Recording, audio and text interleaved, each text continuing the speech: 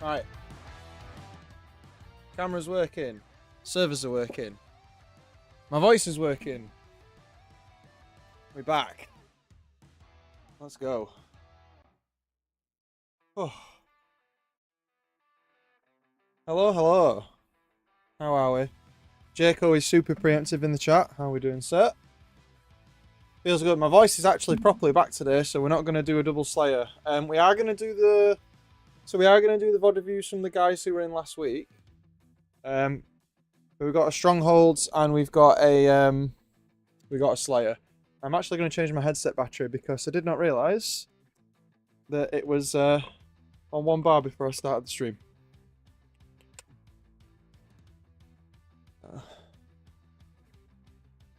Hey Court, how it is? Thanks for stopping by. So yeah, we're gonna get this on the road straight away. Probably gonna be like an hour and a half stream, maybe or so. We'll see how far with these videos that we get done. But yeah, Sneaky Monday this week because a band is playing a gig next Friday and we have to practice tomorrow, and it's the only day we can practice because people really like football or soccer, I guess if you're American. And England are playing tomorrow, I think. I'm not really a football/soccer person, so I don't really care. But the people in my band do. So I had to move the stream to today. Yeah. I did lose a shit ton of weight, yeah. 25 kilos, which in pounds is probably like... I actually don't know. If you're American, it would be pounds, right? It's like 55 pounds. Yeah. Yeah. Skateboarding and gym and playing drums.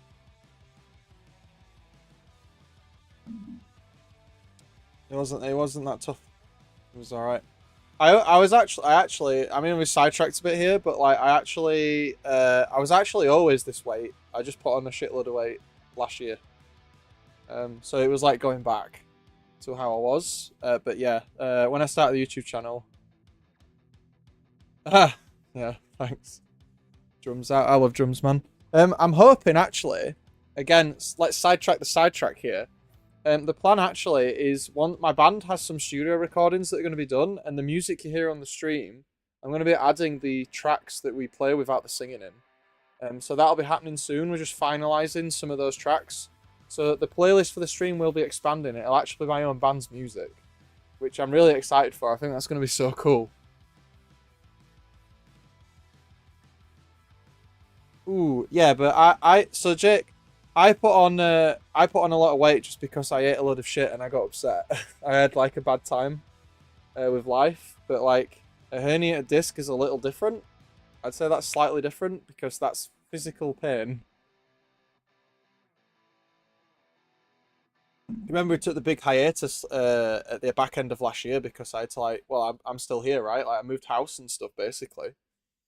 And that sort of kick-started all the losing weight stuff. But yeah, man, a herniated disc is so much more like... Yeah, I was just being a lazy shit. And then when everything changed in my life in October, that's when that was like the starting force to like get everything sorted out. I'm really good now. Like I know with the channel, like, I've struggled to be consistent over the last month or so, just trying to find time. But like, yeah, everything's like awesome now. I'm having a super good time. London was great, channel's great, outside of YouTube, like I'm great, everything's going really well. I hope your back gets better.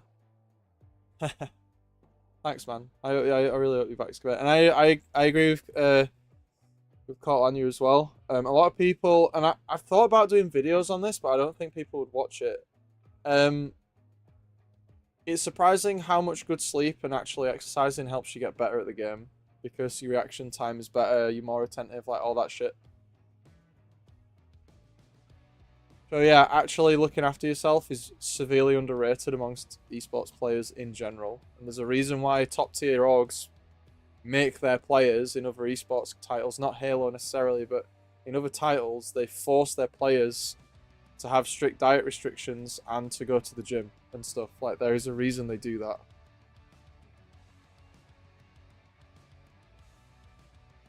Yeah. No, mental pain isn't a joke. I totally agree. I'm super supportive of like anyone with mental health stuff because I've lived through it as well. I feel like it's one of those things that's really underplayed and actually has a severe effect on people that's not fully appreciated by some. So yeah, mental health's no joke. Hey, it's all positive vibes in the stream, right? I play better than D6 and low 1500s, but I have so much trouble sleeping and actually focusing. That'll make so much of an issue for you. Like personally, I have a lot of issues with like short-term working memory at times. So like when I'm playing a game, I take in all the information, but then I can't process it. I'm not gonna say that I have ADHD, but I am referred for it at the moment. And I've really started to notice like short-term working memory for me can be a big issue sometimes, and especially with the game, especially with games like Halo, like when you see guys watch me do the VoD review, I can process everything as it goes, and like when I'm shoutcasting, I can process it, but when I'm playing, I feel like I run out of RAM in my head. Like I can't track that many things, and it's really frustrating because I'll die to something and I'll be like, "Fucking idiot! You knew that was there. Why did you do that?"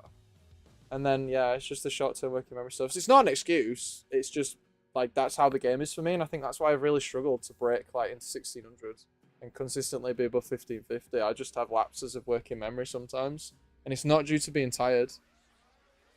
I've never taken it, so I'm not going to say I have it because I don't actually know, but I'm currently referred for it.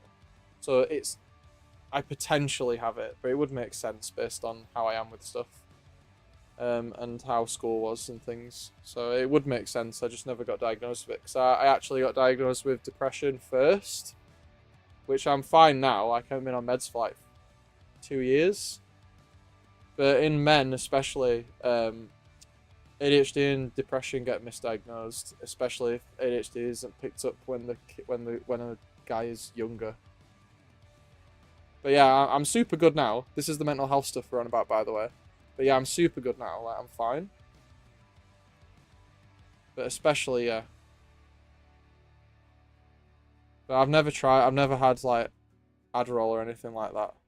So I wouldn't know.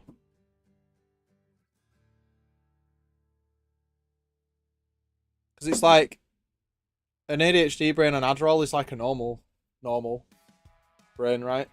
So then when, like, the neurotypicals are taking the Adderall and it's focusing them up, like, that's just flat out fucking unfair. That's just not fair.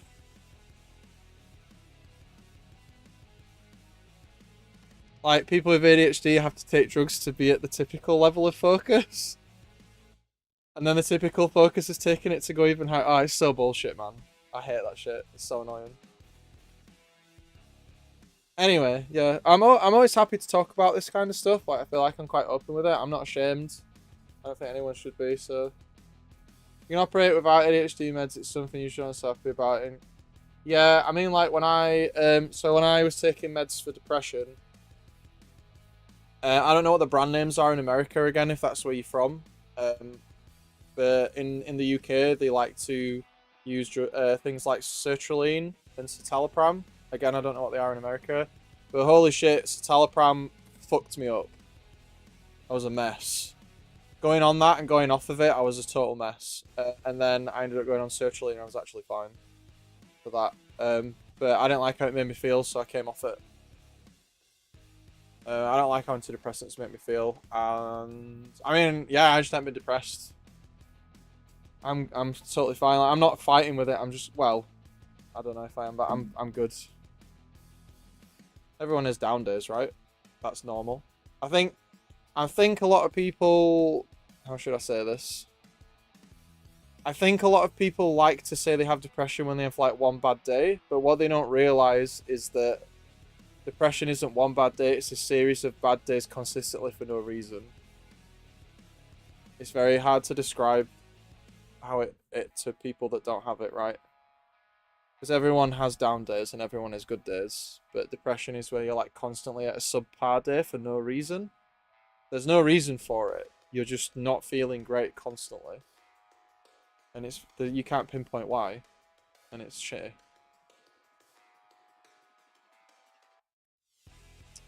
Genetic test? I didn't know you could do that. They just kind of play lucky dip in the UK where I go. They're just like, oh, try this, oh, try that. feeling a bit sad. Have this. You have some meds, you have some meds, everybody have some meds, right? I didn't know they could do that.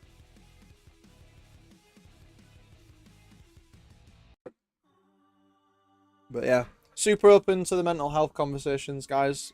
We are going to be recording these videos for upload to the YouTube channel. So while I'm recording them, I'm not going to be ignoring you and what you're saying to do with that. But I'll definitely talk about it like after the VoD reviews have gone on. Like if you guys want to talk about that stuff, like I'm all ears. Obviously, I'm not like medically qualified to suggest anything, but I'm open to discussing it based on my own experiences and experiences of my friends that I've had and stuff. So yeah, all good.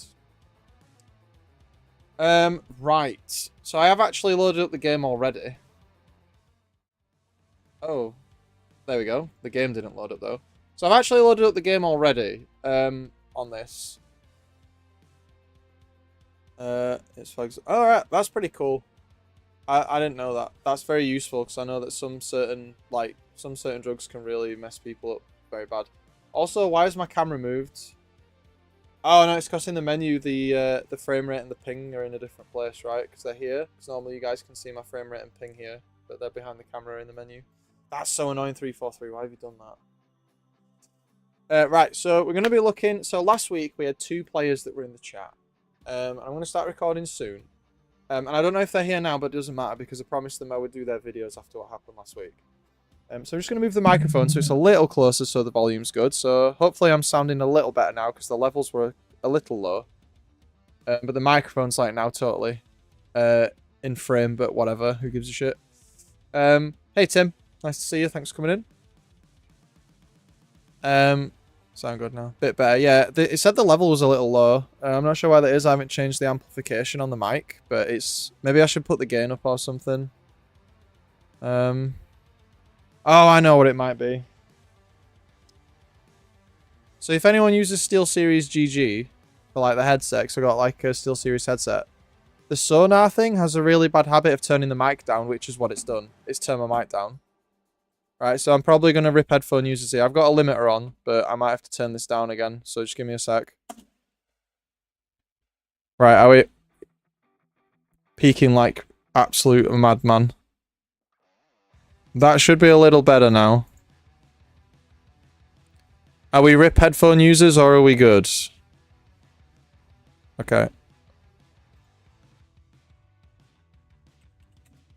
How about that? That's on like minus 10 dB. I haven't got monitoring on my stream. Like we should have a bit of overhead there. I don't know why it does this. Yeah, I don't have headphones on, better phones. Yeah, I don't know why it does this. Like the SteelSeries sonar utility for sound and headsets, it has this really weird habit of just randomly changing microphone gain. And it does it all the time. And some streams I forget to correct it. I have noise cancelling so the current sound is perfect. Okay, cool.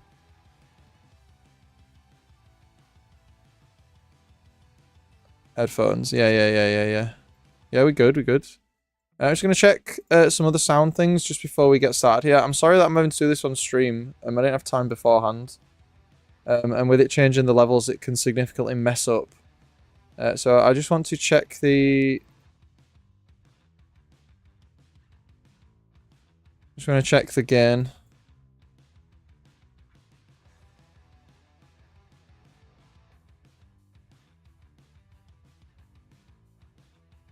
Okay, the limiter's not on. Right, now we have a limiter on.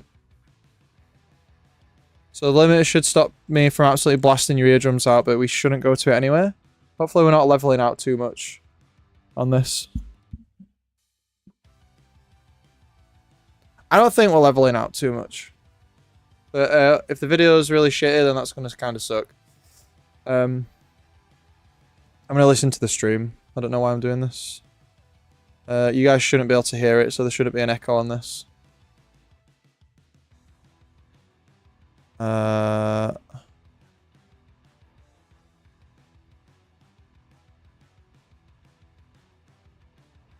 Right, so just testing the kickback on the sound levels here. Nah, we sound really good. Cool. So we sound really good on the VoD. Right, yeah, sorry about that, guys. Usually get that shit sorted before the stream starts, but hey, Steel Series decided to change my levels. Not my fault. Right, so here we are. So, the video that we're going to be doing first today is a Diamond 1 game of Ranked Strongholds on Recharge. So this player actually slayed out big time, but they still lost the game. So we're going to be looking at macro strategy in Strongholds, like when should you move, when should you stay. Like, are kills actually helping you win the game, or are you pushing and messing the team up and the map flow and all that sort of stuff? The caveat to all of this is that strategy in Strongholds is very open to interpretation, so it's a lot down to playstyle. So when I explain this stuff, this is going to be based on my playstyle. Bear in mind, my playstyle is like 1550 to like bottom end Onyx, so there will be better things to do. So like if Eli was doing this or whatever, he will spot things that I don't. But as we always say on the channel, my videos are not aimed at Onyx players. They're aimed at like your Diamond, your Platinum, your Gold, whatever. Yeah, I haven't held High Onyx, so I'm not going to pretend that I can coach High Onyx, even though in 8s I have and do, or did, until recently. And had decent results at LAN. So, yeah, take that as a caveat to this. But the player that we're looking at is Shazzle, who's here. So Shazzle did do well in this game, 23, 15, and 6, with some occupation time, 9 captures. So all the stuff you would expect to see, but they lost the game. So we're going to go ahead and load into this. And then we're going to get the recording started. Obviously, we got all the shenanigans that go on with using theatre, as you know. So it might take us a second just to get that sorted out.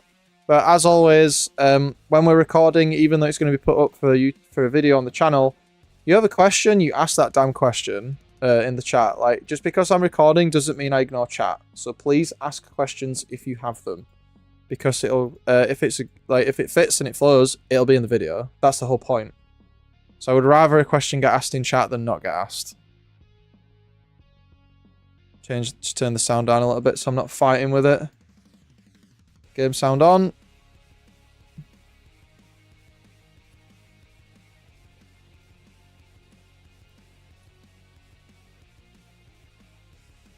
Yeah. Right, we're just doing a little sound check here. Okay, you guys should be able to hear that.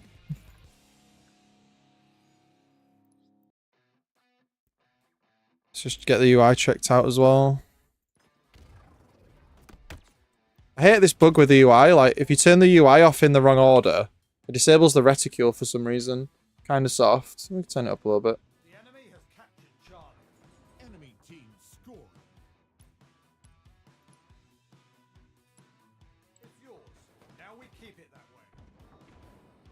And the music goes off as well.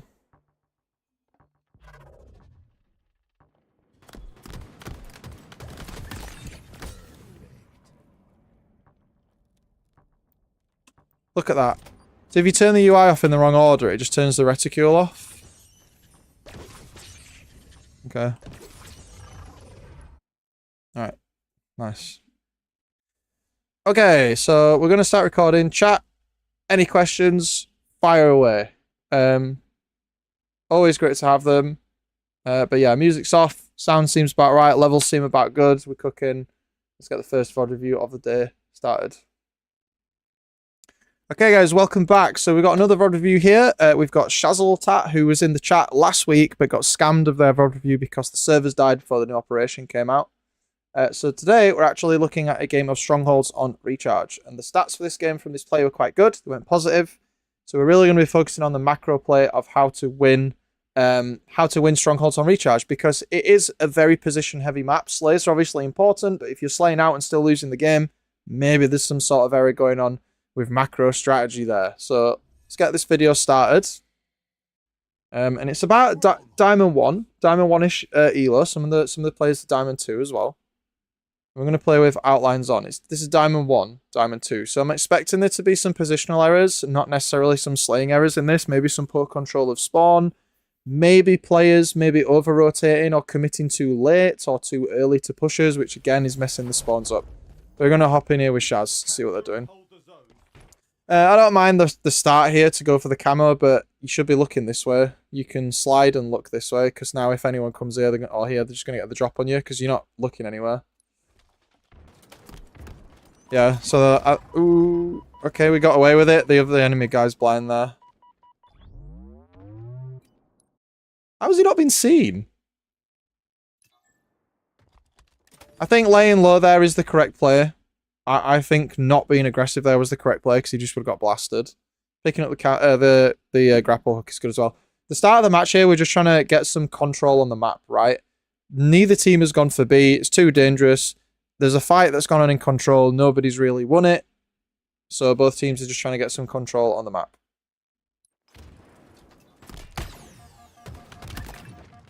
That was a risky fight there.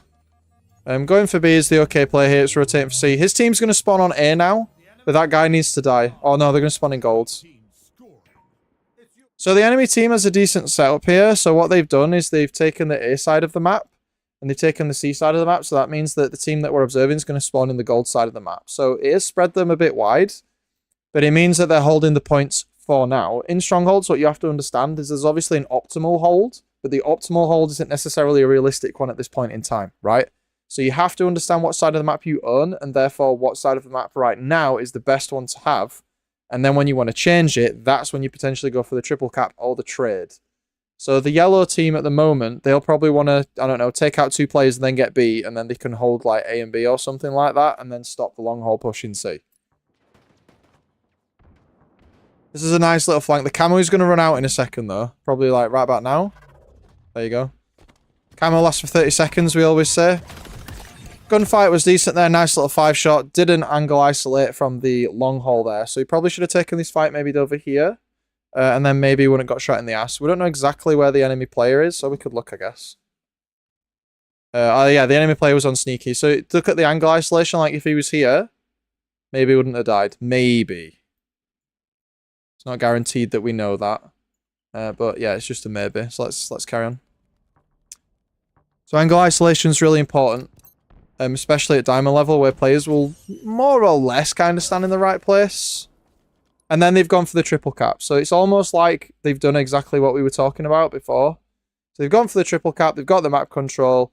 2 of his teammates have died. Welsh is trying to push the gold. Now this is problem territory for his team. I wouldn't capture A here until players have shown up, because if the other team has a brain, they'll be collapsing on A straight away. So he's told them that his team's spawning at A now. And they're going to start reacting. And here they are. And he gets killed for it. So it was that stop, because if you alert the enemy team that you spawned, they're going to start moving towards you, and that's going to cause your teammates to spawn somewhere else. Look here. Bojang spawned on the other side of the map. If he'd have waited slightly, this guy may not have rotated. At higher levels, you could argue if that's the right thing to do, because players will be able to predict spawns reliably and all that sort of stuff. Plus, we have the overlay on for outlines. But I digress. You should kind of wait a moment with strongholds. You know, lose 2 seconds to gain 5 or something like that. You know what I mean? Don't panic in strongholds. As we say when I shoutcast it, the clock only goes up. You have infinite time as long as you can stand somewhere. Attic spawn here is good. Gives us power over long haul. Gives us a bit of reach over B. Teams pushing in. I want to see some covering fire or flank here. They could potentially push B if they can get a lot of damage out, which would give them map control and force gold into A, which is good. He needs to not die. He needs to hold this position. It's very important. If you have this position, you have to stay alive, because it pins down the enemy team. This is a little bit of a risky push that wasn't necessarily needed. And now we're going to start getting a map flip. So we're spawning on this side of the map. I know you can't see it because of the chat, but they're spawning over here now. So the enemy team, because Bojang has died here, they're probably going to spawn in the A area. Or yeah, they're probably going to spawn in A. I think these guys have spawned long haul. If they haven't spawned long haul, if that's actually an attic spawn, the enemy team's probably going to spawn back C. Yeah, they spawn back C. So they're spawning in back C now. So this guy's push, this is really important. Whether the Oceanic 8-pan meant to do this or not, his push was delayed. So the enemy team has spawned and now he's pushing into them. That's good. because it means that any enemies who have not spawned will now split spawn, which means if you have a crossfire or if you push together, it's now potentially like a 3v2. And they already have A anyway, so it's like whatever, like we'll just lose it, right? And holding this platform here is going to force them to spawn back elevator as well. So even if this player didn't mean to do this, even if this coordination was totally accidental, it's led to a beneficial scenario. So this is how, like, in low-level games, random shit happens that people do and they don't understand that they've done it. This is how this sort of stuff happens. You can also stand on this ledge here, by the way. Renegade did it in a match against Optic. It's really sneaky.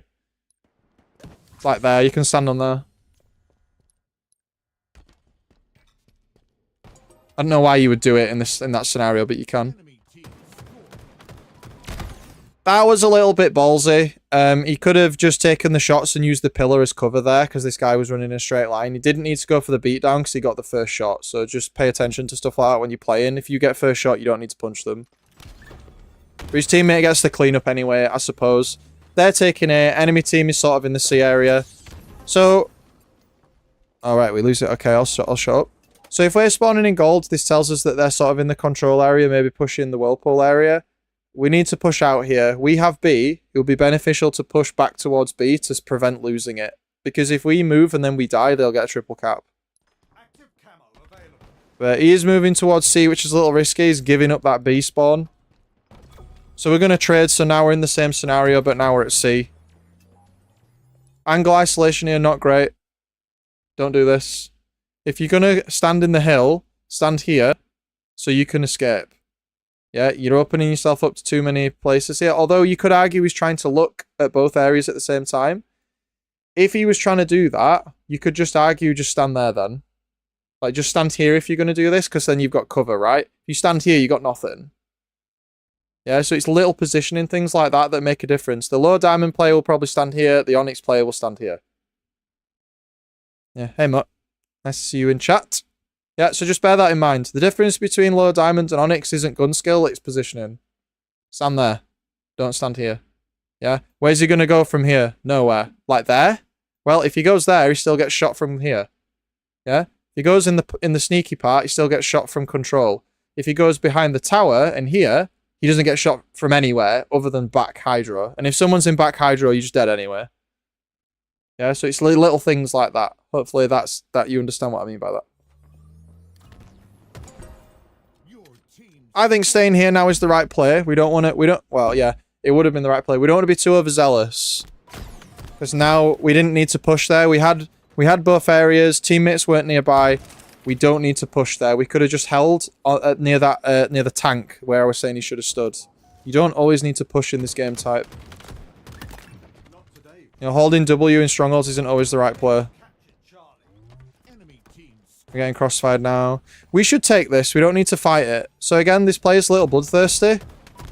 They get the kill, but they're just a little too bloodthirsty here. Like, we're taking... You know, in strongholds, you don't win the game by killing the enemy team. It helps, but it doesn't guarantee it. Yeah, it's helpful to kill the enemy team. So if you can kill them without taking a risk, do it. But if you have both areas, you want to set up and allow the enemy to mess up. You only want to go for triple caps and be super aggressive under two scenarios. First scenario, you're just better than them. Your mechanics are just better, just flatten them. Second scenario, you're trying to get a setup so you can then flatten them and get a triple cap. That death there was neither. Your team scoring. Standing here gives him nothing. Might die for that. Trade? Gets traded out, maybe? The enemy team, man, like, what? That guy just watched his teammate die. Awareness. Look at the lack of awareness in this lobby. And it's diamond. Yeah, I'm not saying all diamond players do it, but that is like an S tier example of lack of awareness.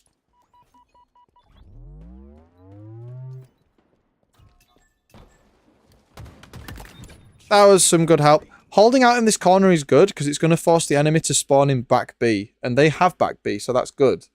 If you're holding 2, you want the enemy to spawn at the one they have, because then you don't have to go and cap it. High level diamond still does this, yeah, they do. The going for the trade here is fine. Running into this scenario is not great because 2 teammates are dead and his other teammate is taking B. So his other teammate could be bait, but because there's 3 players alive on the enemy team, it's likely that he's going to die or this player's going to die. This is a very risky push, and at best, this is probably a trade, which means they don't cap anyway.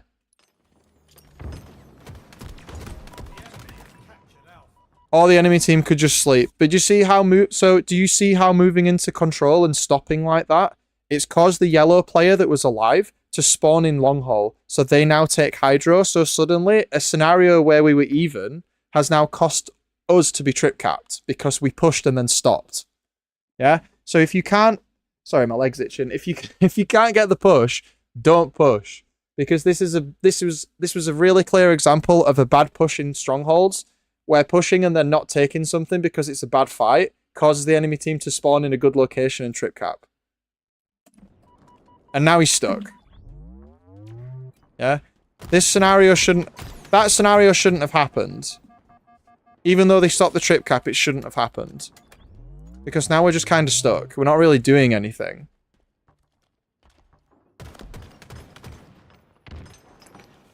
People team nading. Yeah, look, we're just kind of stuck. So we need to play for camo here. Like, 40 points in strongholds isn't really that much. Let's get some picks. Let's play for camo, and then we can use the camo to get a good setup.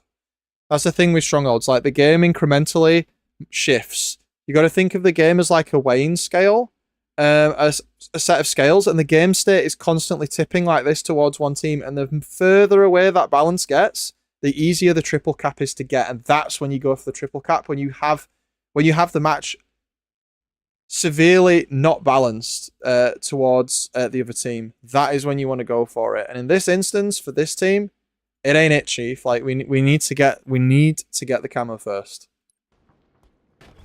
40 points isn't that much.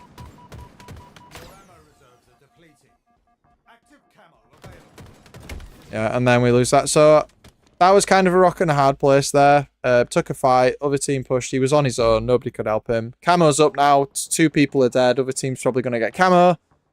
Maybe this goes into a slightly worse scenario now. Camo's gone. Enemy player probably has it. We don't know which one. Hopefully it's not the guy that just got murked with the shock rifle stood in B. Hi, Ezekiel. I think here we're looking for something to do, which is okay. We shouldn't sprint round corners like this, though. And we shouldn't slide out into open areas like that, either. Because if anyone's looking, like if this guy was looking and this guy was looking, you just died. Yeah? So again, difference between Lower Diamond and Onyx. Onyx player wouldn't have done that, because they know for a fact they would have died if they'd done that. In fact, he is going to die. There you go. So there you go. Promise you I haven't watched this game yet. This is the first time I'm watching this game, too. As soon as he slid out and there were 2 players up like that, I knew he was dead. You can't just run around corners like that. Not at this level. You might have got away with it in a platinum lobby. Rotating here and taking it's okay. There's a lot of split pressure on the map, but at the same time, you have to consider that if you don't know who's fighting on your team, you're potentially going to get collapsed on. So he's kind of baited it and moved away. A little bit of waste of time here, but he did get a respawn behind him. So the respawn behind him tells him he's maybe safe. Maybe. His teammate's capping the zone. Supports his teammate. Gets the kill. They've now got A. We've got A and C. We don't want B. So a push towards B right now is bad. That is a bad play. So if you have this set up now, you need to hold it until you get slays, and then you want to go for it.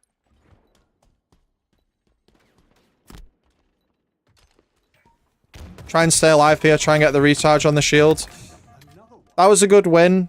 You just got the piv, I guess. But realistically, he shouldn't have won that fight. He should have tried to get the recharge first. This is fine, just holding out in here. So holding out in the heaven/A area right now is good. It's blocking the spawn. We've got A. Allied player is on C, blocking that spawn as well. And our player who's taking B right now, he's making a very bad play. He's messing the team up. Because if anyone's dead now on the yellow team, they're going to spawn at A and we're going to lose it. So that was an example of when not to push for a triple cap. The enemy team has players dead and you've left a spawn open, they'll spawn in it and they'll just stop the triple cap and you'll trade. So shortly I'm expecting A to be lost or challenged. There you go.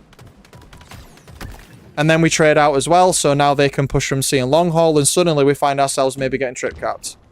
So it's the game sense and foresight to see scenarios like that unfolding before they happen. And granted, yeah, we're sat in here we're sat in theatre with outlines turned on. Like, I'm not going to pretend that we're not doing that. But at the same time, if you understand with outlines on what causes these scenarios to happen, then you can also understand where, like, if you don't know where the enemy team is, you can understand that that could happen, and therefore you don't do it.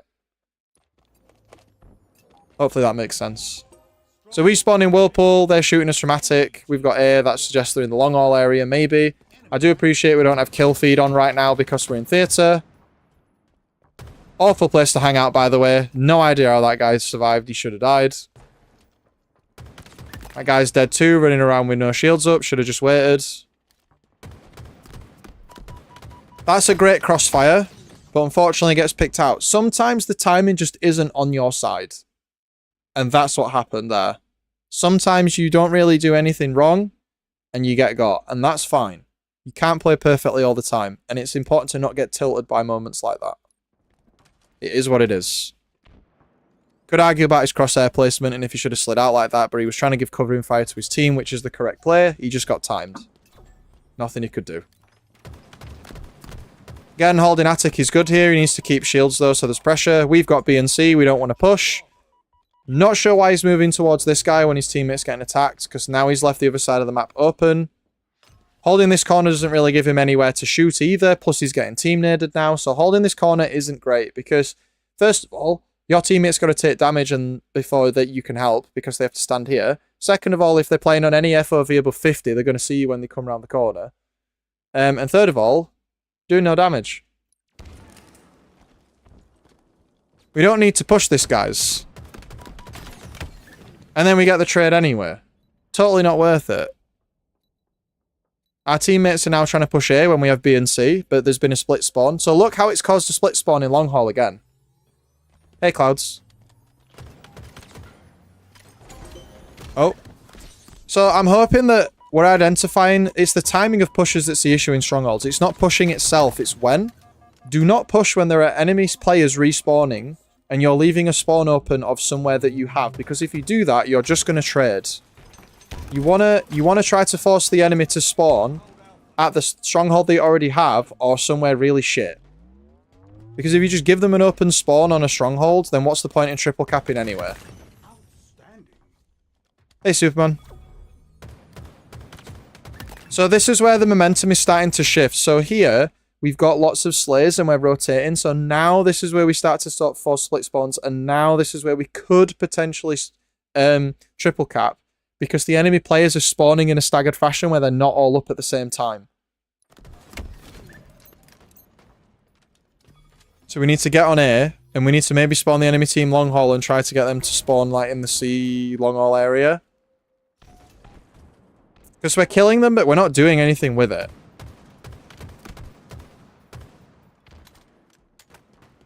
So now we're leaving A open, so we're trading C for A potentially if the other team moves fast enough. Which they're not, even though they have numbers, which is interesting. A is totally open. It's very important in strongholds to understand which side of the map is open. And the way you do that is through communication. So turn your goddamn microphone on or use pings. Again, I appreciate we have outlines on here. But a good team should be calling this shit out anyway. And now we're trip capped. So if you find yourself in a trip cap scenario, you need to wait for your team to respawn by standing in places the enemy won't expect you to be in. You cannot afford to just randomly try to cap a zone by yourself, because the reason you've been trip capped is probably because the enemy team had 4 players alive and you had like 2. So by trying to instantly cap the zone to stop the trip cap, you tell the enemy team where you are, you tell them where your team is respawning, and you just make the scenario even worse. So you have to... Don't do nothing, but don't just tell them where you are. Find a position that's advantageous, that's not going to get you totally blasted. Like the attic here. We can't really take anything till we're alive. Now we're alive, now we take something. This guy's getting pushed, there's someone in heaven, all their players are in here. You could argue the play here was to let this guy die and take C. Because the enemy team couldn't have done anything about it. Oh, we are doing that. This has been played a bit weird from the other team. They had numbers, they had damage, and they just misplayed it really hard. There's the other guy. But they're flooding in from gold because we took C, so we left gold open. So again, it's understanding the position of the teams, who's closer to the stronghold than you. Enemy team was closer to was spawning in B. They have B. They're going to move to C because you're challenging it. You already have C. They're not going to challenge that because they have to stay on it for longer. It's just chess. Strongholds is literally what did you do 10 seconds ago? Which is all Halo, really. Halo's about what you've done, not what you're doing. Oh, sniped. Didn't check they were holding that area. Enemy team scoring. So we know they have a sniper, so pushing across to A is probably not the best of ideas. We maybe want to challenge him. Oh, God naded. So now the game is running away with itself. They have the sniper, they have the A. We're trying to challenge A, but we can't because we're going to get sniped. They're not really pushing until they have an advantage. So notice there how they didn't push into control until they killed like 2 players. So then they knew with certainty they had an advantage. They knew with absolute certainty. That is a good push. Because they don't need to push this really, because they have A and B anyway. But now that they've forced the blue team into this scenario, now they can potentially go for a triple cap. Even though they nearly won. They've nearly won. So if they wanted to, they could triple cap. And we're trying to stem the bleeding, look. We're trying to move towards C and fight over nothing. They're just stalling us for time. Even though this flank's really good, and he could have gone into control rather than going across the bridge, we're just trying to stall for time here by trying to stop them pushing into C, and that's not the play. Because we want them to have C, because where we're spawning is shit and we want to take somewhere else.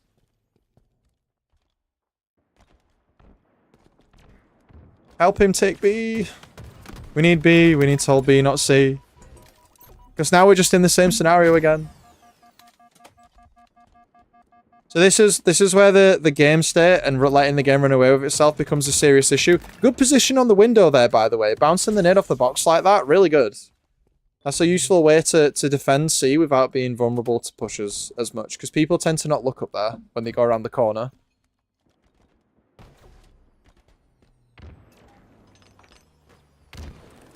And now we're just kind of telling them that we're here, we're just kind of sitting, like, we need to push something, but I think at this point, the game is probably going to end, right?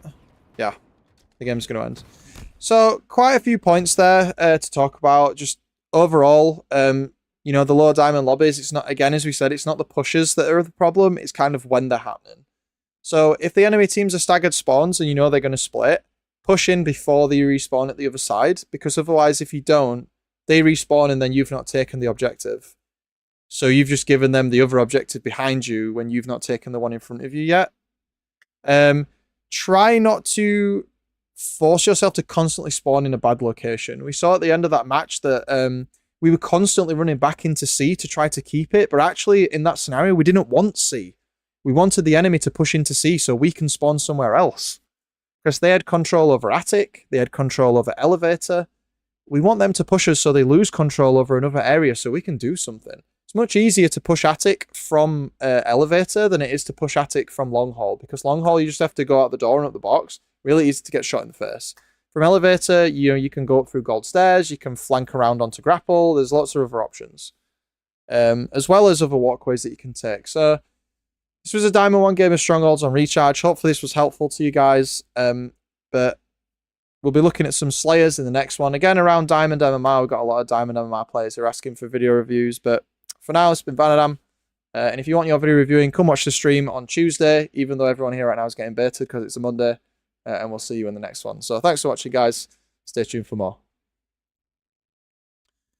Cool. So that was the first one. Hopefully you guys found that interesting. I think Strongholds is one of those game types where people just kind of tend to, not this player particularly, but people just tend to be really shit at it because they just play Slayer and they don't realize that playing Slayer fucks them over. So if anyone in the chat has anything they want to add to that, you know, there's 18 of you guys chilling in here right now, which is crazy cool to have 18 of you just listening to me ramble on about pixels on a screen. But at the same time, understanding how Strongholds works is super important. It does not play like other game modes. But we are going to look at another game very shortly. So if you just got yourself into the stream, make sure you get yourself a drink. I'm going to refill mine in a moment. And then we're going to look at the second game of the night, which will be the last game of the night. We're going to look at the second one. And that's going to be a Slayer. So we're going to look at something that's a little bit more fast-paced and how these decisions and scenarios affect Slayer rather than Strongholds. Because we did a Capture the Flag and King of the Hill the week before, I think.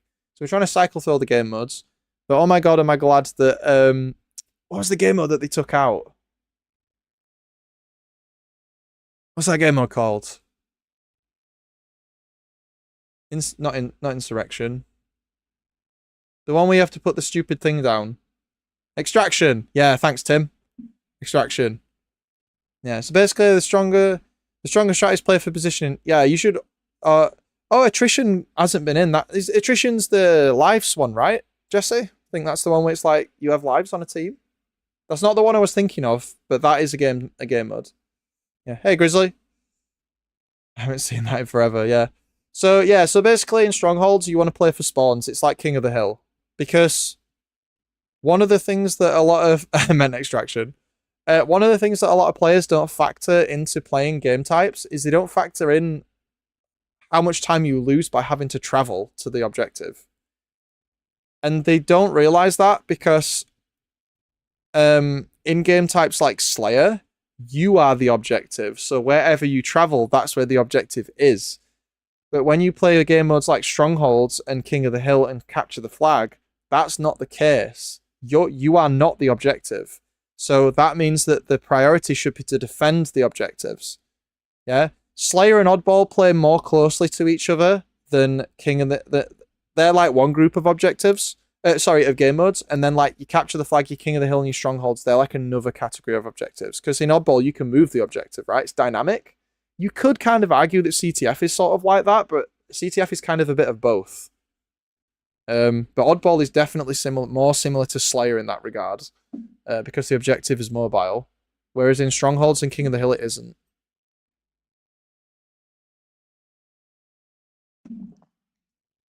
Oh, voice might be back, but we're doing a lot of talking.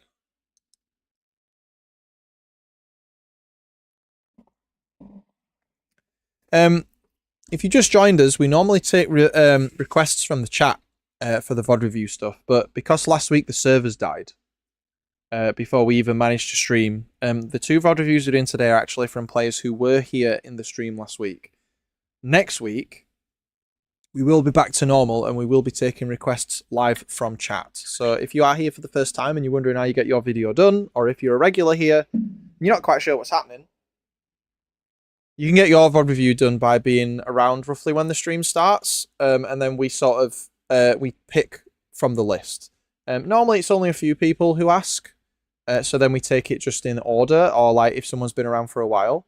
But if there's a big list of people who want to do it, then in the past I have done random number generator just so everyone gets a turn.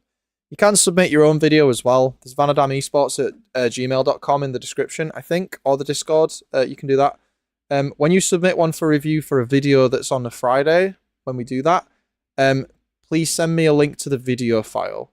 The reason why we can do it more dynamically on stream is because I don't actually use my overscreen annotation software, so I don't need a video file. I can just use Theatre, but it means that the annotations aren't as good. So I do a lot of mouse waving like this, yeah, which I'm not a fan of. But I can't use the live screen thing because I would have to then download the video and record it while you guys were here, so it would take twice as long. Yeah, sweet. I had some games about this week. Yeah, feel free, Grizzly, and obviously, if someone asks a lot and they're not making the list constantly, I will be aware of that and I will make sure they get picked. Like, I'm not gonna let the same guy get picked many times. I'm not gonna let people who come a lot never get picked. I'll come up with a better system for it, but in the meantime, I'm just kind of doing what feels fair. One problem I have is the lack of games. Yeah, and one of the things I always say is you can't teach game sense. You can only teach players to recognize scenarios in other people's games. So even though I'm telling you all this stuff now, you have to go and then actually play the game and action it to learn game sense if game sense is an issue. It's very hard to teach game sense to people because it's based on experience and how you process mistakes. Very hard. You basically have to be critical of yourself in a way that's not toxic. So if you ever die, just ask yourself while you're respawning, why did I die? And that will help you to increase your game sense. Like, did you miss position? How did you die? What killed you? Did it lead to a bad spawn? All that type of stuff. Because a lot of people like to bitch about getting spawn killed in Halo, me included. You know, put your hand up in the chat if you get pissed off when you get spawn killed. But most of the time, the answer to not getting spawn killed is don't die in the first place, moron. Because if you don't die, you won't get spawn killed. So that's why people say play life, because then you don't get spawn killed.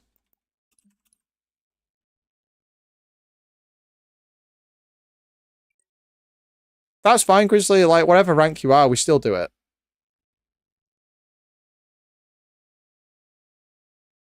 You played against Sparty? Wow. I've never really played... I've played with American pros, like, a couple of times. Like, a handful of times. I don't really get them. Like, played, like, with the Into the Breach guys and Quadrant players quite a lot. Back in, like, Season 4. Sitting back today and taking it in. Yeah, no problem, dude. That's what we're here for, right? Doesn't matter if you like bronze, silver, gold, whatever. The channel's for all ranks, but primarily below Onyx, because I'm not high Onyx. I'm very low Onyx, so I find it a bit hypocritical to tell 1800s what to do.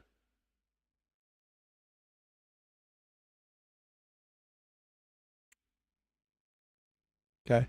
Right, I'm just going to load up this second one. So this second one's going to be a Slayer. This one was chosen last week by this player. So I'm just going to load this matchup for you guys. This is a Solitude Slayer. We've not had Solitude on the channel for a little while, I think. And it's Shade Bruh, who was here last week, who did not get their video done because servers were dead. So we're just going to go ahead and load that up.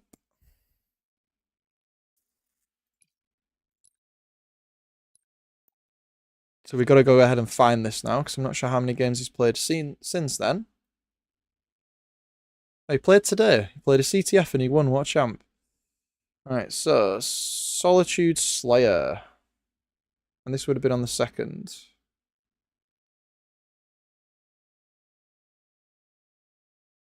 I'll tell a lie.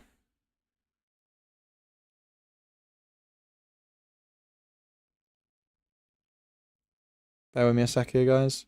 When was this game played? Match ID. 29. Oh, it was played on the 29th of June. Bloody hell. Okay. I need to find it on the game list, because the game list isn't dated, if you're wondering what I'm doing. Slayer. Solitude. Ah, this is a platinum game, actually. I'll tell a lie. So it's Recharge and Streets on either side of a Solitude.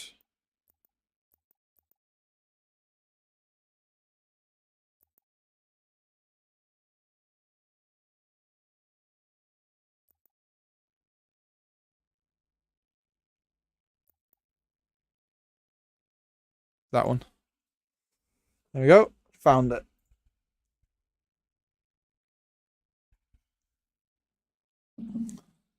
Tim, is that you? I can't remember from the chat. Is this gamertag actually you?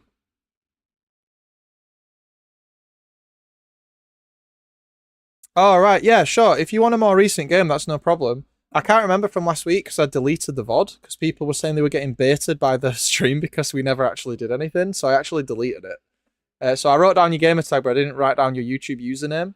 So if you'd like to suggest a more recent Slayer game, or I can just pick one, I don't mind. Especially if you're here, then it's better to probably let you choose. But I'd like it to be a Slayer match because you've just not done a Slayer one for a while.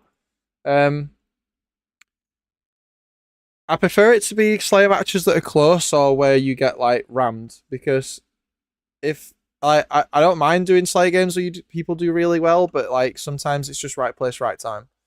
Pick one, especially if it's Aqua, because I don't know what I'm doing. Okay, let's do Aqua then. Ah, there's an Aquarius Slayer here. Let's do that. Yeah, if you're here, then it's much better to pick what you want, because that's why we do it. So this should be one, right?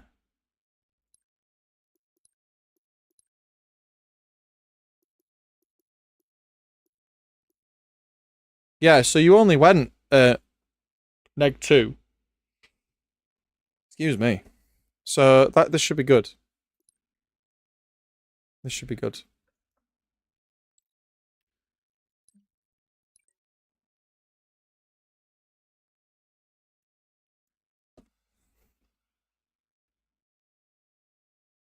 Right, we'll just get everything set up like we usually do. And then we'll start. So again, as always, if you've just joined the stream, we do record these and then upload them to the channel because they kind of get lost in the stream VoDs. So videos that ping up on the channel this week will be these. This one will go up. You can bookmark it, but this one will probably go up on Friday, but you can come back and watch this whenever. The only difference is it's just outside of the video from the stream. I don't really edit these ones. But yeah, they get lost in like the shadow realm of like stream reviews. But we're just gonna get the UI set up here, and then we're gonna go ahead. So yeah, Tim, anything you want to say or any questions you want to ask, please do. That goes to anyone else in the chat. We're always open to questions during VoD review. Please do not feel like I'm not going to interact when I'm recording, because if I wasn't going to interact, then why the hell would I stream it? Yeah, that's the point. So please ask stuff, or if you think I'm wrong, challenge me. You know, if you're in the chat and you're like, no, he's wrong, tell me I'm wrong, and then I'll try and argue my case. Or I might be like, yeah, actually, I'm wrong. It's this. I do make mistakes, because if I didn't, I'd be like Onyx 2500, and I'm not. Yeah, I'm very aware. No, he's wrong. Everyone leaves. I haven't done anything yet, Court. That's harsh. Right, let's get the UI sorted out. I don't like how you can't Oh, screw you. I don't like how it's really hard to consistently get the death feeds, kill feed to work in this as well. It's so annoying. But yeah, we're going again. Right. Okay, so here we are again with another video. This is Teaching Tuesday on Monday if you're in the stream right now getting baited. This is It's Shazbra, or Tim, who's in the YouTube chat. And this is a Platinum 6 game of Slayer on Aquarius. So we're going to be specifically looking at spawn management and things on this map, because poor rotations or poor position, again, on Aquarius, because it's such a small map, can be incredibly punishing. So we're going to hop straight in here and look at the start of the match. Picking up the BR's fine. Trying to get some space. We need to get that OS. Remember, when you jump up like this, nothing wrong with this movement whatsoever. But if you are going to do this, it's likely you're going to get challenged from either here or here. So remember, when you clamber, you can throw a grenade and then clamber, and it will cancel the grenade animation. So that's just a nice thing to know. You will not, if you throw the grenade after you've clambered, if you played MMOs and you think about DPS or damage per second, when you throw a grenade, you're doing no damage because you can't shoot. But when you're clambering, you can't do damage either. So if you throw the nade and then clamber, you're doing damage while you can't do damage. Does that make sense? So you should always try to throw a grenade up here. Just the one. Don't throw two, because you need a grenade in your back pocket for emergencies. But it's nice to throw a nade like here or into here to stop this. I think you might die here. Getting a trade there was good. Getting the trade there was good. You shouldn't have traded. They should have just killed you. But yeah, throw in there and then back out. Obviously, you know, if it looks bad, back out. Throw the nade, get out. But you got the trades. So that's good. Top mid control's good. Missed the jump. Heart was there. Execution wasn't. Fighting going on behind you though. Missed the jump again. It's all good. Try to crouch at the end so you get a little bit more height. Running across the middle here when people have died is very risky though. So if we just take a look at the battlefield here and try not to mess the camera up. There's so much of the map here that you're open to. Not to mention the fact that someone could be here as well. Because you spawned sort of in this area and you're running around and the teammates here are dead, there's probably someone behind you which we didn't see with the outlines. Remember, with the outlines off, you wouldn't know where they are. So I would at this point think someone could be behind me, crossfiring. But there's definitely players in this base. So with 2 players dead, that's likely that more than one player was there. Because if you think about it's all chance, right? So if 2 people die, it's unlikely that somebody 2v1'd. It's not impossible, but it's unlikely. And the death feed would tell you if someone 2v1'd. So just be careful here. If we run in, we might get a clean-up, but there's a lot of players there. Yeah, and then we just get bounced because that guy knew you were coming because he killed you. Again, we get traded. It's Slayer. It's not a bad thing. But every death, you know, if you don't die, the enemy team can't win. But you also have to not play like a wimp. Delicate balance. Spawning here tells us a lot of stuff. Our team are all on this side here. So, danger zones are potentially the other utility. We should check if fridge side is clear. because we can spawn here if fridge is not clear. So we just want to make sure they don't get a flank or get across. So just a nice harmless little look. Just keep an eye on it for a minute just to see what's happening. Teammates are looking at P and top base on the other side. We just want to make sure we're keeping all areas of the map covered like a SWAT team, all that type of stuff. So a nice cautionary look. We did do a little cautionary look. We're checking behind us. That guy spawning there tells us that this area is probably clear, by the way.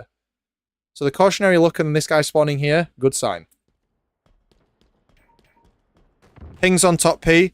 Now bottom is open. We tried to get some damage in to help this guy without risking our lives too much. Maybe could have jumped on here to get an angle or onto here and then maybe dropped off. We know this side of the map is clear because that guy just spawned. So this side is the safe zone.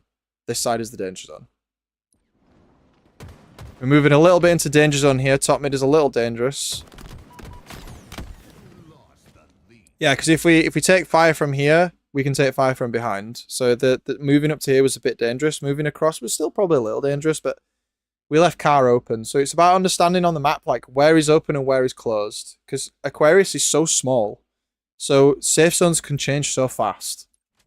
So you want to play close to your team if you can. And move around in, like, one direction. This is a very weird spawn. The guy literally here. This guy's, like, starfishing, and the teammate here is getting shot, and you've spawned in fridge. Oh no, he didn't see him. And then we get killed. Yeah, that's a little unfortunate. That spawn was a little bullshit.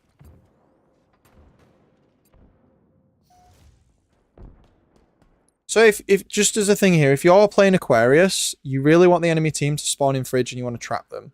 So you want to be like top mid, P, this area here, and then someone in the back base at the other side. And if you time that right, you can cause the enemy team to just constantly spawn in fridge. And if you're on the team that's constantly spawning in fridge, my god, does that shit suck. Like, you just get farmed. Yeah. The spawns have been a bit weird recently, not gonna lie. But again, as we said, like, off video on stream, the solution to not getting a shit spawn is to not die. Even though sometimes you just get timed. Like, you just gotta try and reduce the chance of that happening. You just had a nade thrown at you, so you want to keep moving here. We're looking around. Okay, we got the first shot. So we don't want to go for melee or anything here. We just want to try to win the gunfight. I think we just got friendly naded. That was weird. Oh, lag. Maybe? I don't know. Spawning here. We don't have the kill feed. But it's hard to tell where any of the enemies are right now. Overshield's coming up in 15. So the death timer in Slayer is 8. Plus travel time. So when the objectives start to get to this time, do not die. Because the overshield is easily like a free kill. It's at least 1 free kill. In an ideal world, it's 2 or 3. So we need to stay alive. And boxing up like this isn't good because we're not maximizing the amount of sight lines we have on the map. So in Slayer, information is power. You need to know where the enemy team is at all times to prevent flanks and collapses. And if we're all looking down here, this isn't ideal because this teammate's looking that way, but we're just like doing this. Because if you think of where you're looking, you can exert, they call it zone. Your zone is where you can see your influence immediately. And the bandit has quite long range. So your zone here, if you think about where everyone's looking, you have this area, but the rest of the team, you got a guy dead, some guy looking over there, it's all that kind of stuff. So here I would probably be looking a bit further afield, maybe. And you've gone up the top, so that's good. This is a better area to be, because we've got height, get the height advantage, we can use cover, all that type of stuff. So going up to P there, that was the correct play. We've got a numbers advantage. We maybe want to push out a little bit here, try and get map control for that OS. I'm assuming the person below's picked it up. And if you pick up OS, don't feel like you have to pop it straight away, because it does deteriorate slowly over 30 seconds. This was a decent flank. Teammates a little slow to react there. You did get shot from the mid-courtyard, so you want to be careful. We need shields to recharge before we do anything, and they have.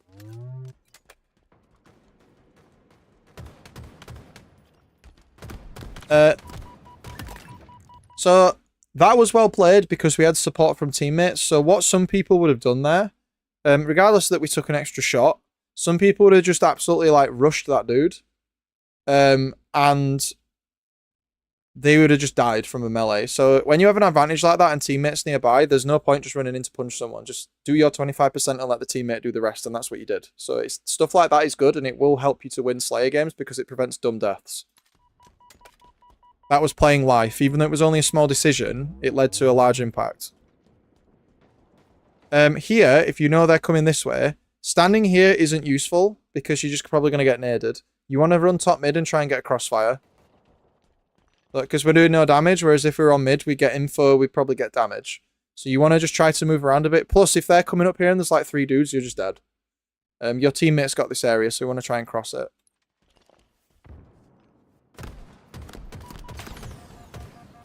Like that guy just did for you there.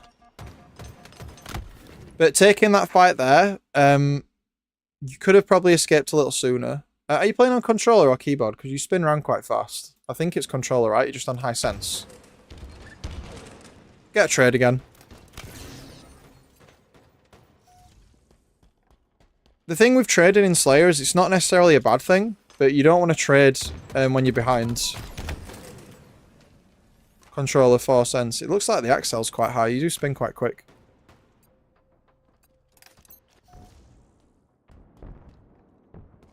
Yeah. I don't play controller though, so my understanding of high sense probably isn't the best. I play keyboard. On controller, I'm like mid-diamond at best. And more realistically, probably like D1. I just don't play it. Enemy halfway to victory. So the enemy team's starting to get a bit of momentum here, and when you're playing on Aquarius, the key to winning on this map is first of all height advantage. So you want to control top mid as much as you can, but it's also trying to form a close-knit group of players who have space to play, but not a clumped. So, for example, clumping and carbine like this is not good because it leaves you open to a lot of flanks. Similarly, clumping in the util area, like I'm not saying you are right now, but if you were, clumping in the util is also bad because it allows collapses. So generally speaking, a tip for Aquarius is you want to be close enough to help each other, but not close enough that you're holding hands. Because the map is so small, you'll just get flanked or naded. It's a little different to live fire where you'll just run around in a pair because there's enough space on the map that you can run around as a pair without necessarily getting punished. But like this is a good cross. So this guy's over here, you're over here. You should hold car. That gives you height advantage on the map. You don't necessarily need to look behind you though because there's no fire. That guy just died and your teammates are shooting at the other side. So that's like a game awareness kind of thing. Because you're looking behind you but there's no one here and the spawns are blocked because you're there anyway. So there was no one there. We always want to be doing damage. We are catching up. We're in Slayer, like if nothing's happening, we're not utilizing. 10 seconds slow shield. Any death now is really bad. Got caught out. You didn't need to jump off that ledge, by the way. You could have just walked back. I'm not sure if jumping got you killed, but you definitely took extra damage. Spawning in util tells us they're maybe at P. You're kind of looking for the guy that just killed you, but he's not there. OS has gone off the map. Players fighting at the other side of the map. Maybe we should get some look over on P side.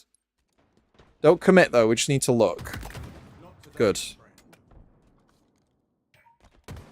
Make sure we're always in a position to retreat if we need to. Now that we've pushed this, we have to commit to it. That guy just got mega BS'd. We're fighting alone now. Yeah. So after you have a fight like that, and you kind of... if you're shooting someone and no help is coming through, that's a really big indicator that you're playing on your own. And it's okay to do that every so often. It's impossible to play a game of Halo without pivotal fights happening. You can't do it. But at the same time, understanding when you're not receiving support tells you that you're maybe too far away from the group.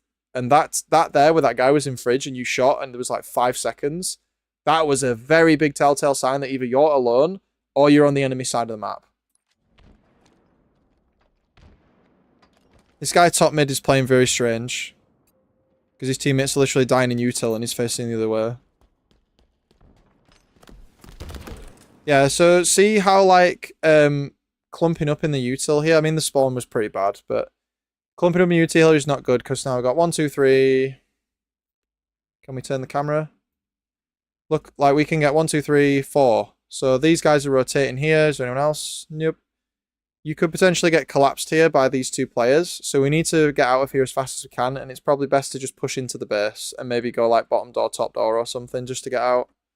You don't want to stay in here if you don't have to. It's not good. Bad timing on your teammates' behalf there.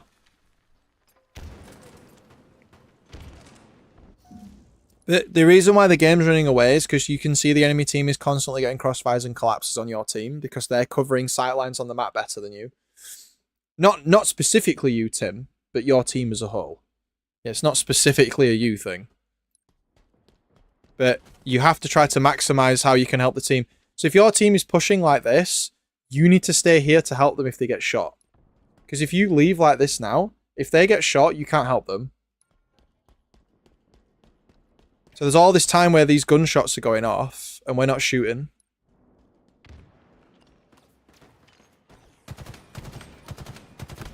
That's fine. You want to play a little cautiously here just so we don't get crossfired. They know you're here now. You want to hold up here. We know that someone went that way and this guy's just died down here. So we know they're probably... Let's have a look. Why do the markers turn off when you change the camera? That's so silly. So based on our team's formation right now, this guy's a split spawner, but we know he's... Did he spawn or did he run? I think he ran. But we want to be looking probably over here for the respawners now because of where we're stood. They're going to spawn like over here somewhere. Holding position here is the right play because if you pushed, the spawns would have got messed up. But we want to be looking that way because we knew they were going to spawn there because of where we were. So now that he's got the first shot and you're nowhere near, I would just back out. Correct. Yeah, so you want to back out. You know they're on that side. We don't want to take any fights. We want to try and rat it out a little bit. That's good. Bide our time here. We're solo. That's good. Used as bait. Crossfiring across the other team. This is a good play. Get some damage in. Just again, staying low. We're being a nuisance. We're not overcommitting. This is a good example. So that was an example of a really good sequence. You were bait for one kill, you crossfired another kill, you got a double kill, and your teammate got another one. So that sequence right there was a really good example of understanding when there's danger on the map. It didn't start off great because we weren't looking where the enemy team spawned, but you understood where the danger was coming from, you backed off, you played life, you know, you ratted out a little bit. Enemy team got baited, thought they could collapse on you, teammates came to the rescue. Good synergy overall. And pretty good positioning from you in respects of running around and doing that stuff. So that was good. We're now ahead by 2. We were down by 4. Don't feel like you have to turn around and sprint to get away. You can just walk backwards. So if you get confident with movement, you can just walk backwards and strafe. You don't have to turn round to travel. And in fact, it's probably better if you don't. Yeah, get comfortable with moving in directions without looking.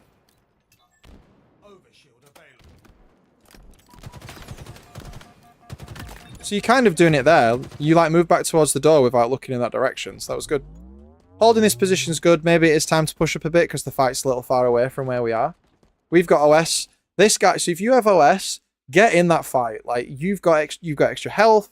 You've got the threat. They're going to shoot you instead of your team. Maybe probably going to get a team shot. Someone's got the overshield, or if you have it, get your ass in there if you've popped it because it's ticking down, and we need to close out this game.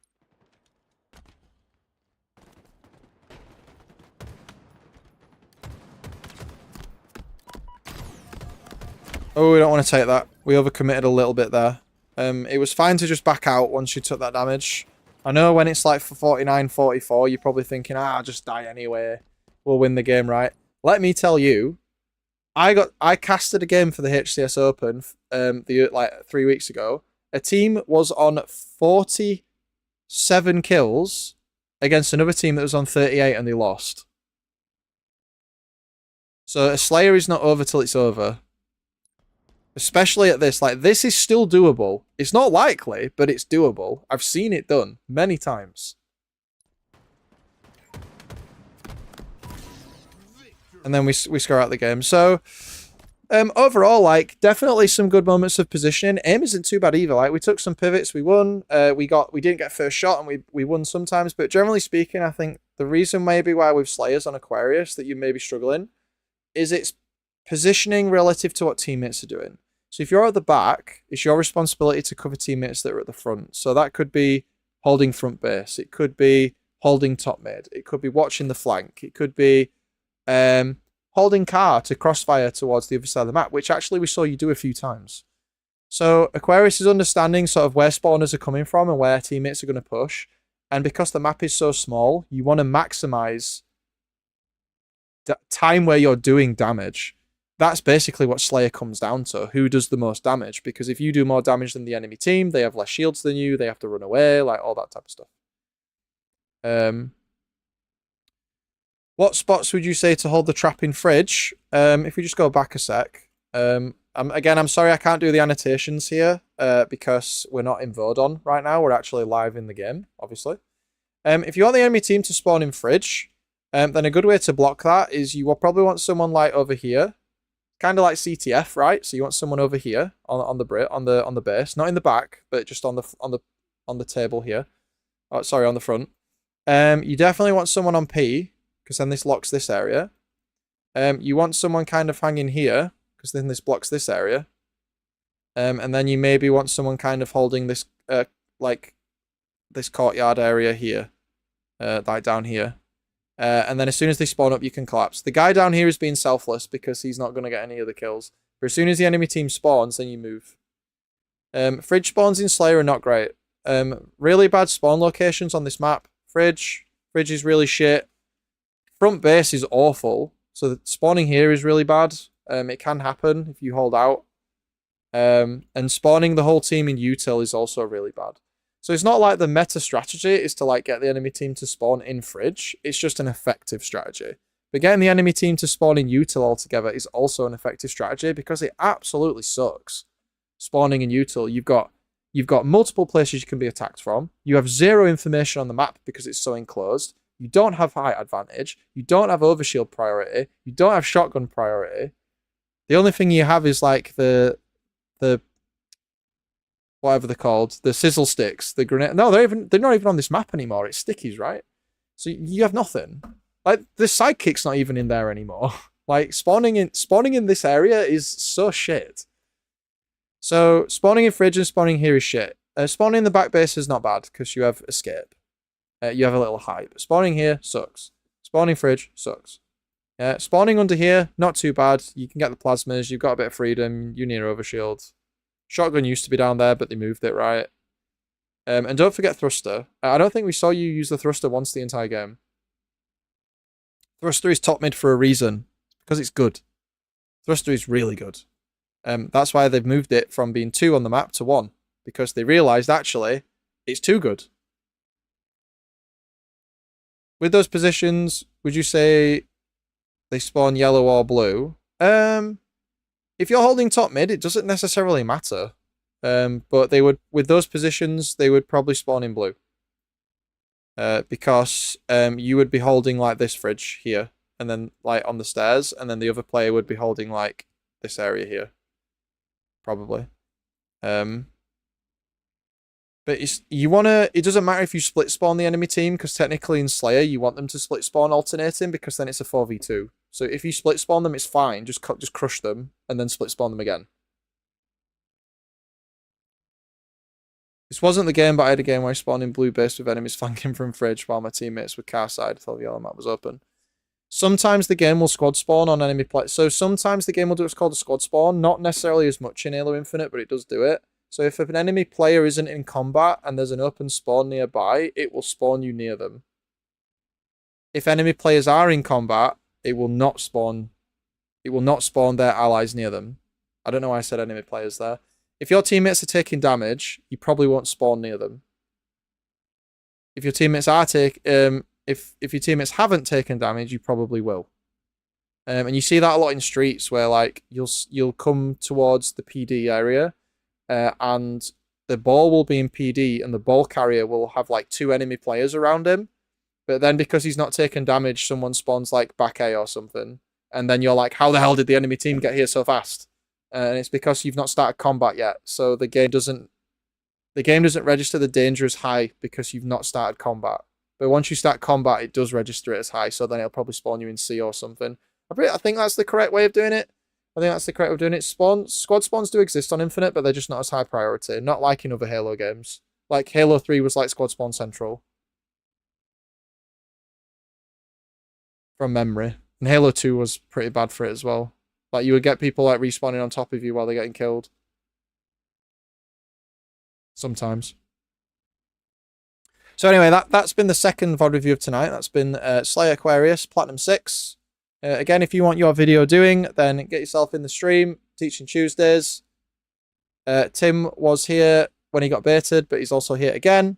This was it, Shadesbrough, who was in this game. Yeah, and if you want your own video, tune into the stream. I'll send it to vanadamesports@gmail.com. And then we'll get you sorted out. We don't charge for this. This is free.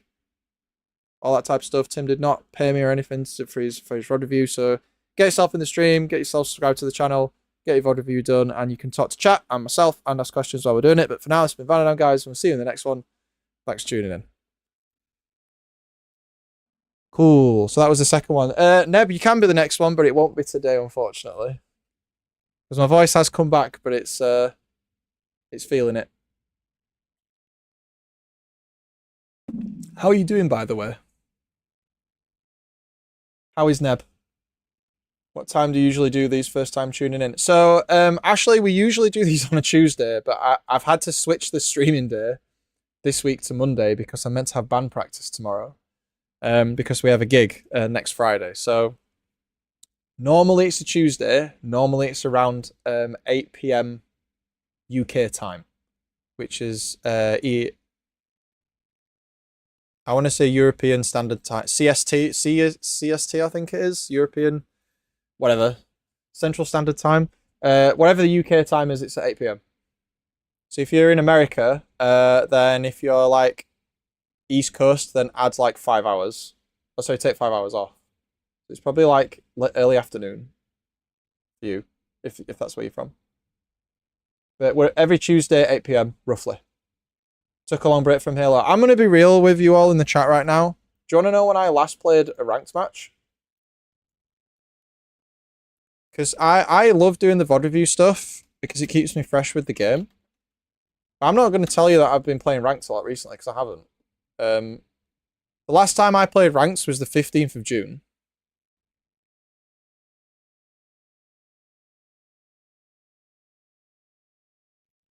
I love Halo. Like, I love the game. And I love doing live streams for the game, and I love doing the content for the game. But sometimes I'm just not feeling it. Here's me right now. Look, I'm like D5 right now because I've just not been playing. Like, we managed to get Onyx in the other two playlists, but like, yeah. In fact, we're on plus 15s on Slayer. That was quite fun. But yeah, we're just like here right now. In fact, I got smashed. Look at that. Shit game. 3-12-1. Played with Reed. Got hammered.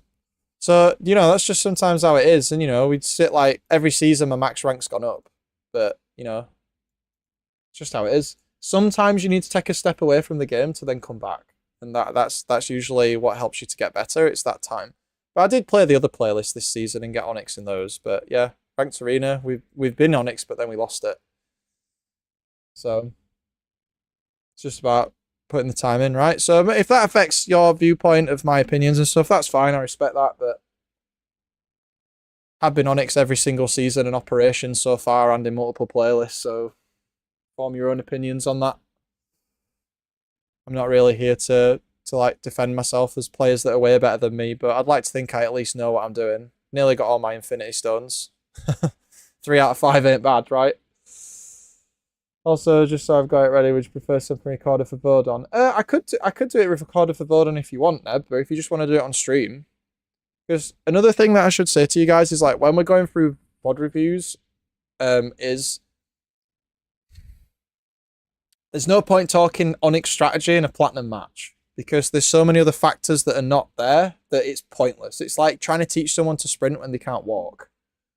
So the VoD reviews, depending on what rank they are, they tend to be a little different. But the thing is you see a lot of VoD reviews around D1 Platinum 6 on my channel. So a lot of the VoD reviews feel samey. And it's because I approach the parts of the videos, I approach those videos knowing what the common mistakes are in like D1. Because the skill gap between D1 and like low Onyx is massive. Because players make a lot of fundamental mistakes to do with positioning.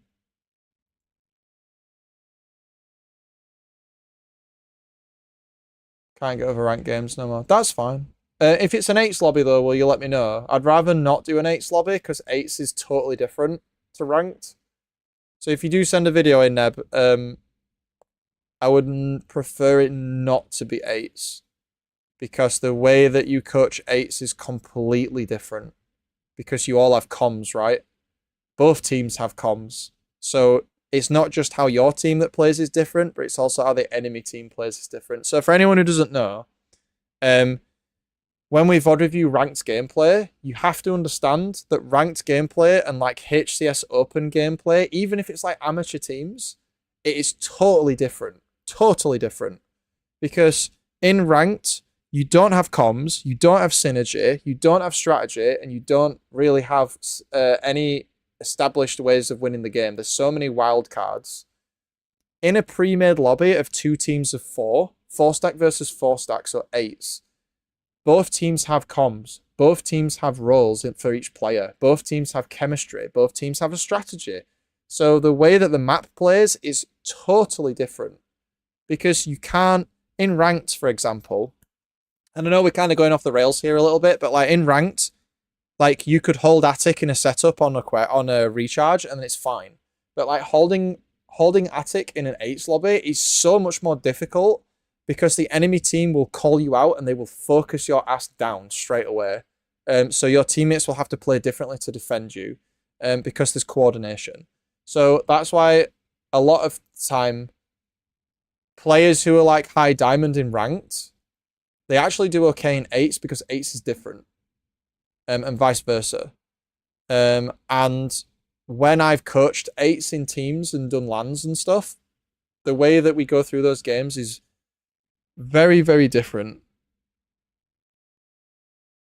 Very, very different to how we do these videos. But I'm happy to do 4 stack. Like if you guys have videos of 4 stacked ranked games, I will tear your 4 stack apart. Like if you lose that game, I will happily VoD review that. I will happily VoD review 4 stacks, but only in ranked, not in 8s. Because there's so many more things and nuances in 8s that I would have to go through that the videos would be super long. Like they would be like over an hour easy. And that's in a Slayer. A CTF 8s VoD review, if you really wanted to go to town on it, you're probably talking like 2 hours. Yeah, 8s is like super big brain because there's just so many more things that's going on.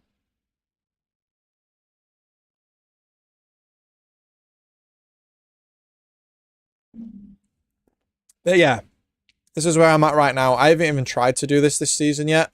But I'm kind of trying to get my Infinity Stones get all the playlists done. So I did these this season. And snipers I was plus 15 on a win. Slayer I was plus 15 on a win. But for some reason in Arena, not so much.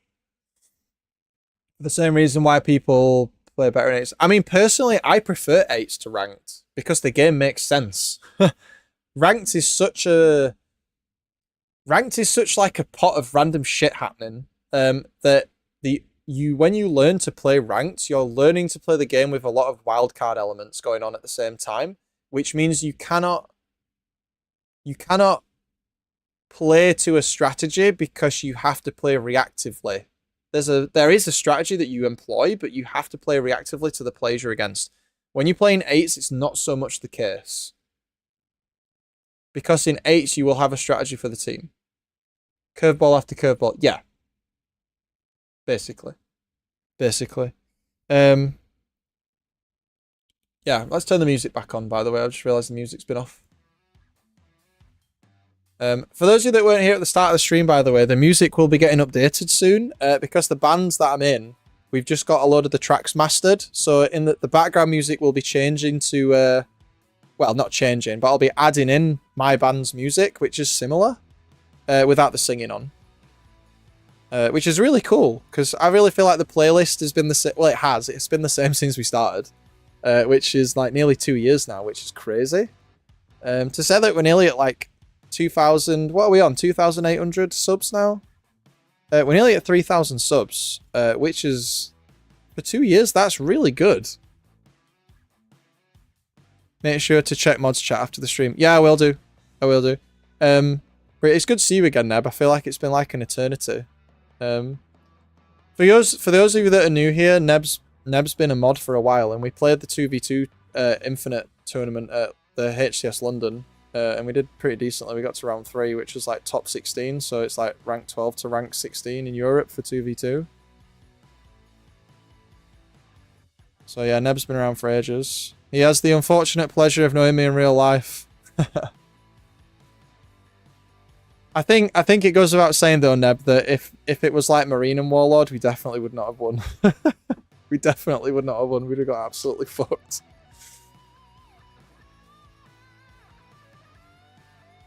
But we did win, yeah. We did beat him. So, but yeah, Neb's been around for it. In fact, a lot of people in the chat have been around for ages. But I'm looking forward to Atlanta. I don't know if any of the guys in the chat are. I was hoping to go to Atlanta this year, but it's just not happened. Anyone that watches Above Average Cody, I keep trying to persuade him for us both to go to a HCS in America together. But it just didn't work out for Atlanta. And being a teacher, it's difficult for me to go to Worlds because it's in the middle of term. But we'll try and sort something out. It's just difficult to get over. Like Salt Lake and Seattle are like West Coast, right? So the time difference is huge. So to get over and not be jet lagged and then get back, that's really hard. A little off topic, but rank time's out there for me all the time since Easy Anti-Cheat updated.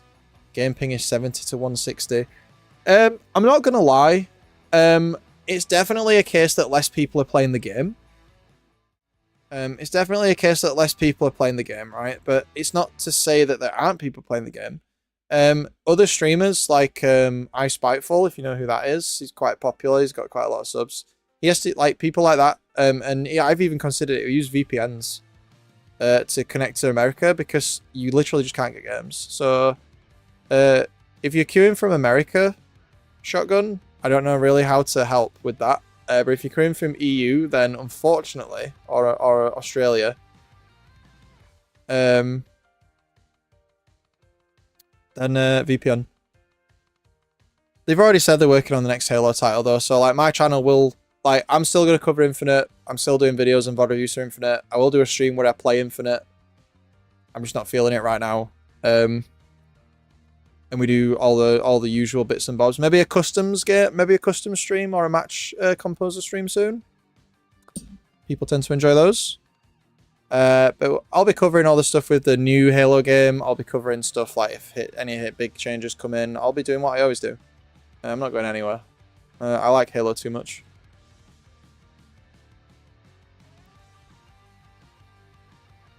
Alright, and if you guys want to see me elsewhere, like I do casting for random tournaments as well now. So if you're from Europe and you like the HCS Opens there, European Halo League on Twitch, I do casting for them every so often. If you know what Clutch Academy is, I do casting for those guys for their tournaments. And we're talking about doing some content maybe with them soon. So I'm still here. Like I know that I'm not like uploading all the time, but like I'm definitely here. And if you're new to the channel, like you can definitely rely on content to be coming out. The cadence of it will vary, but overall it's weekly. And on average, it's like probably one video a week, but sometimes two, sometimes none. But there's always there's a minimum of one every 2 weeks. Minimum. On a good session, we'll get 4 out in 2 weeks. On a standard session, we'll get 2. And they're not always the stream videos either. So if you're new here and you've not subbed or you just want to know what's happening, that's it. But I think we're getting close to the point where I'm going to wrap up for now. But it's super cool to see all the familiar faces, as I always say in the chat. Like I'm always really grateful to people that take time out of their day to just come and really talk Halo, you know. There's plenty of other creators out there that do this kind of stuff, and yeah, people take the time to watch me, so yeah. Thanks for subbing, Brandon. If you're in the stream, or if you're watching a random video. No problem, Jesse. No problem at all. That's why we're here, right? I feel like the Halo community is niche, but it needs stability. And, like, I'm not the biggest creator by any means. Like, I'm quite small, right? But, yeah. I just feel like I offer something that not a lot of other creators do. Even though other creators, like, you know, Dodds McFods did it. I don't know where he's gone. Shyway does it, although I'm not as good as him. Eli the Ninja does it. Not as good as him. Cody's pretty similar to me. We're quite close. So, yeah. Ha! From above average group. Hey, above average fam represent. Nice to see you here, Brandon. Thanks for dropping in. Yeah, me and Cody go back to when the channel had like 200 subs, if that. In fact, the channel wasn't even called Vanadam back then. It was something else. Because I changed it. Because originally the channel was called VE Sports, which was short for Vanadam, but then I realised it was shit. He's the American Vanadam. Yeah, that's ancient history now. If you go back, like, and look at some of the stuff, like, we didn't have the thumbnail stuff, we didn't have the music, we didn't have, like, the overlays and stuff, like, the production of the videos has gone up in some ways and down in others, but I'm trying to find a balance of getting content out and diminishing returns. Oh, Koa. Why didn't I say Koa? So another creator that you should check out is Koa as well. I think it's Koa. I think it's like that. He's really good. He plays a very interesting setup. And the graphics we've had done as well. Yeah, on my channel, you like your little Halo animations and other things. There's a guy called Patmeister. He does all the renders for the Spartans on the thumbnails. So yeah, if you go on my channel, there's like the cool people section at the bottom. A lot of the people I've just mentioned are in that. Like, there are other people in the community that do similar content to me, and the people that help me with thumbnails or graphics. All that type of stuff. So there's a bit like the Halo community needs to stick together, right? Because we're so small. Like, we're not like the RuneScape community or the World of Warcraft one that's like way bigger, or COD. Halo one's quite niche. So like the creators within it need to stick together.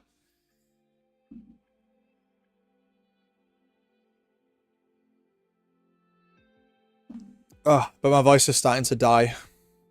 So I think I'm going to call it there. So no stream tomorrow. This was the stream. This was the stream that's meant to be tomorrow for Teaching Tuesday. So the next stream will be next Tuesday, as far as I know.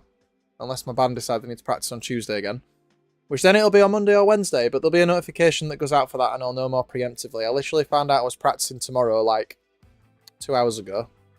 So that's why I had to move it. Because there was a stream notification out for tomorrow, but I had to move it. Yeah. But I think I'm going to call it that, guys. So, Neb, Grizzly, Brandon, Jesse, all the other people, Shotgun, Tim for letting me VOD review, Ashley, trying to go back now and get everybody's name. This is what we always do at the end. All you guys that are in chat, Jake, who's been here since right at the beginning. Nah, I'm not going to play today, mate. I'm not going to play today. I need to dip. It's been very busy for me outside of streaming. Like, I wasn't even sure I was going to stream this week, but I needed to because of last week. So I just came on. I just came on to get the VOD reviews done. Because I really... Ezekiel, if you're still here. Mutt. Court, who's here. Courtlina for... Court Lanier, who's here from the start as well. Don't know if he's still here. I think I got everybody. Who spoke anyway. I think I said Ezekiel. See, my brain's dying now. I literally just said loads of names and I can't remember if I said Ezekiel. All these people, like loads of those names, you've been here for so long. You guys have been here for so long. So thanks for coming back. But yeah, we're going to call it there. Stream next week.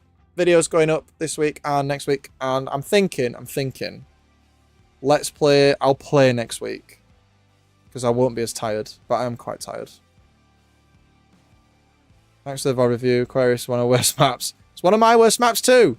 Believe it or not, according to Leaf app. Apparently, I'm not good at it. I'm good at Slayer though. I'm good at Slayer. I'm just not good at Slayer Aquarius. God knows. Slayer's like my highest win rate game type in ranked by like a mile. So Slayer's like the game type I'm good at, apparently. Worst is Empyrean. Ah, I love Empyrean.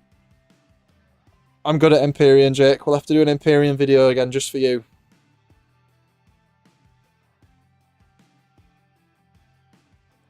Yeah, I appreciate the viewership. So yeah, we're going to... I know I keep saying I'm going, but I just like talking to you guys so much. So yeah, we're going to call it there. So next week, maybe an Empyrean CTF. Don't know whose it'll be, but maybe an Empyrean CTF for Jake. Let's see what we get thrown at us. Sending interference. Yeah, that's good. That's good. I need to do some shorts for interference, because I feel like I haven't done shorts for so long for the maps with all the jumps and stuff. People really liked those. Although I hope this helps stuff that I've not said for so long. Wow, that's a blast from the past. Right. Anyway, guys. Yep, feel free, Jake, definitely. If not, we'll do it on stream. We'll do it on stream. Yeah, I'm gonna dip. Thanks for watching, guys. Appreciate you being here. Next week, the VoD reviews for today will go up on the channel, so you can... You do it 3K sub montage when? I should do something for 3K. I will. I'll sort something. But yeah. I'm gonna go. Thanks a lot, guys. And see you in the next one, next Tuesday. Bye. Go play Halo for me, because I didn't.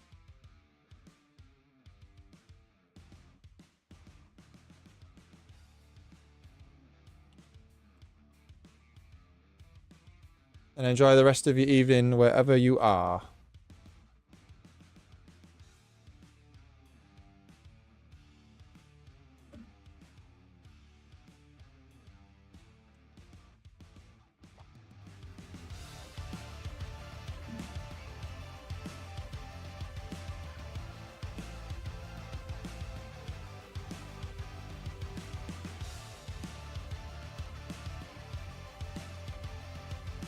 This song's a banger. I don't want to end the stream. No, I'm going. My band's music on next time, maybe? We'll see. See you later, guys.